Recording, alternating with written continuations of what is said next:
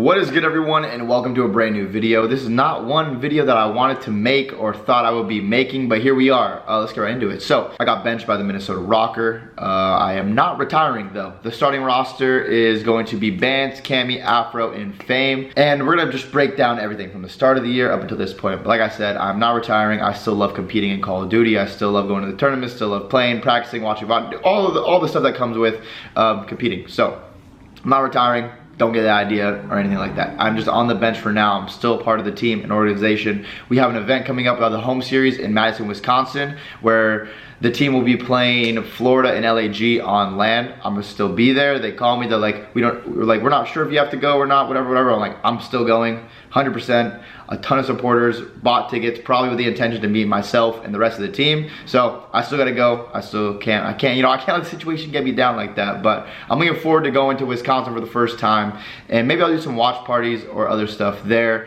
We got that out of the way now. So let's talk about all this stuff. So for the beginning of the season, coming into this team, whenever you team, this is the first time I ever teamed with multiple European players on our team. So we got Bance and Marcus or Afro, who are from the UK. Then you got Cammy, who's from Scotland. We started off pretty well. We started off 3-1 in the online qualifiers. We had the Optic SCE drama, which was kind of crazy.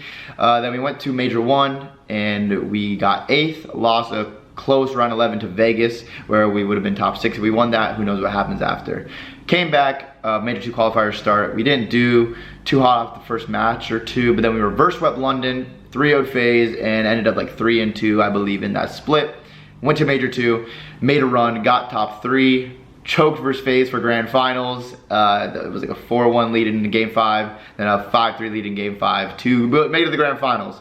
Ever since then, it's like it's just been like a collapse, or everything has just been like bad. I just feel like there's been no regain from that point, which it definitely sucks. In game, outside of game, our chemistry has just been off. You could tell in practice, in match prep sessions, and everything. Like the chemistry, the vibes, it just felt off. I've never been like a big vibe person, like, oh, the vibe, because people say that, like, oh, dude, you just need good vibes to do good. Usually it's just like gameplay and learning the game, how you work together. But no, like the vibe, you could just tell it was just like, it was off. So I think we all knew a change was coming, every single player, the coaches and everything, and they just decided the first iteration they want to try is without me on the team. So that's not to say that I will not potentially be back on the roster depending on how things go, but this was the first iteration they wanted to try. Don't give any hate to the players, don't give any hate to the coaches or organization. Minnesota Rokker, the org, is amazing and they're great. They're still taking great care of me, and I'm still, like I said, a part of the team.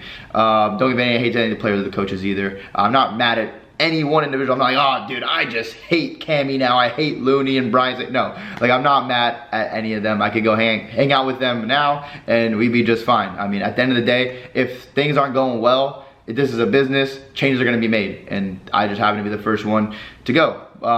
So we're gonna see how it all plays out. But what that means for me is I will be on the bench. I do not see myself getting on another team this season because it's just so hard to get onto another team, especially in the middle of the season. So if I don't come back on Minnesota, I'll probably just wait out the season and then explore options in the off season. But it's a long time till then. You never know what can happen. And so we're just gonna wait and see. But I will be streaming a ton, playing a lot of rank play, 8s, all that stuff. Just playing a lot of Call of Duty, maybe doing some like analytical breakdowns of the matches for a YouTube video here and there, or just on stream, now that I have extra time on my hands. But I'm still gonna be heavily involved in the Call of Duty community because this is what I've done since I started playing Call of Duty at 10 years old, learned about game battles when I was 10, 11 years old. So I've been doing this for so long, it's just ingrained in me to do this. But I'm looking forward to just having some extra time to watch, make some content, and then hopefully get back to competing and wait for that opportunity again, because I still have a lot more good years in me.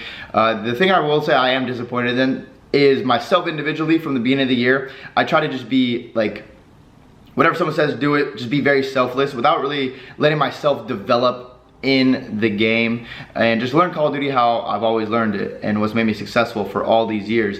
So I just try to just be like the best possible team I could be, and there's nothing wrong with that. We were doing well, but I feel like there was times where I could be doing more and bringing more to the team with that. So I just feel like I was just doing like in S&D, I was doing the same spots every round, watching the pinches, like holding, just doing the basic stuff. If my teammates would go get a blood and go get control, we'd win. If not, I'd be left in 1v4, and it's not really anything you could do. But I just wanted to be like more involved in the playmaking and doing all that stuff, and I just felt like I really couldn't with this team, unfortunately.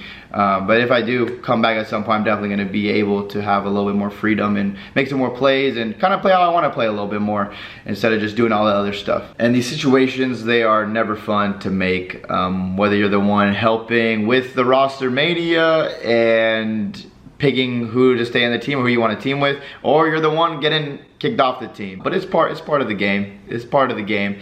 It is what it is. It's never fun. It's always stressful. But that's what makes it fun though. That's the excitement of it. Like everything that you're competing for, you're playing for, and you just never know what could happen next. It could be your last time ever playing on main stage. You could get one kill or win one match, and that can take you on a crazy trajectory throughout your career where you end up on a really good team and win champs or go to win a tournament. So it's actually crazy to think about all those small things. For an example, let's talk about like Optic versus London. If Optic loses to London on that map for Mercado S or Hardpoint, and they get T12, who knows what happens with them? But they end up clutching that up, won the game 5, and then they made a run all the way to second. So it's all these matches, all these maps, all these everything. It's crazy what it could lead to. Unfortunately for our team, we had no regain in sight after that round 11 versus FaZe and the round 11 versus New York. So we need to switch things up. That's why I think we all kind of knew. I think we all kind of knew, no matter who it's for, you can't really be too mad about it just because of how bad we were playing. When you're playing that bad, people could say whatever they want, people could do whatever they want because you're playing that bad. The only way to get that to stop, doesn't matter what you say or do, is just, or it matters what you do, it doesn't matter what you say, it's just to actually go out there and win and prove them wrong. And so that's just what we're gonna have to see happen. We're gonna see if the new roster does it. We're gonna see whenever I get my opportunity, whether it's with this team or another team one day, I go out there and do it, but I am looking forward to it. You don't want anything to just be too much of an easy ride in life. You want to make things fun. You don't want to have the highs, you want to have the lows, and you want to learn from it. And I think I definitely have learned a lot from this experience, and I'm just excited to get back to competing. But in the meantime, watching, learning still, and kind of breaking things down. It's gonna be crazy. It's gonna be crazy that I'll have more. I don't have to scrim from 12 to 6 for a little bit, but it might only last a week. I might be back next week. You never know. You really do never know. But I just want to say thank you to all the ROKKR supporters for supporting our team. It was, a solid start to the year, but then a really bad stage 3. So whenever I saw the ROKKR people that I follow, the supporters, tweeting out, trying to support us, but then they get roasted by someone else who's a fan of another team, like, your team's 0-5, I'd be like, I mean, yeah, they're right. We are 0-5 right now. It sucks. So thank you guys for always supporting, no matter how good or bad we're doing, and also for supporting me. I'm sure there's a lot of people are gonna be supporting me on all social medias, the streams, YouTube, and the comments and everything. So I do appreciate you guys a lot, and I will be talking to you guys a lot more. So maybe this is a good thing for you guys. You'll be seeing and hearing me a lot more. But yeah, just want to say thank you guys for making this all possible. But I'll see you guys in the next video, and I'll see you guys in Wisconsin. And as always, my name's Attach, and I'm out. Peace.